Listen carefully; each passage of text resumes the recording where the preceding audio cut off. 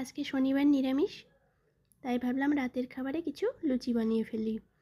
তাই প্রথমেই থালায় কিছু আটা নিয়ে স্বাদ মতো লবণ, চিনি আর রিফাইন তেল দিয়ে ভালো করে ময়াম দিয়ে আটা মেখে নিয়েছি। এখন গোল গোল করে লুচির আকারে গুলি পাকিয়ে নিয়েছি। এখন দেখো লুচিগুলোকে ভালো করে বেলে নিয়েছি।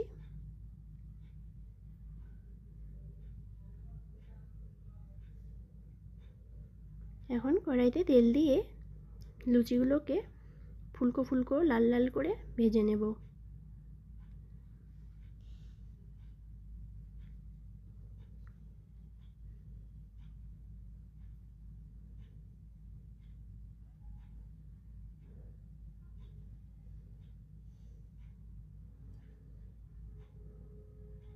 এই যে আমাদের লুচি প্রায় ভাজা হয়ে এসেছে।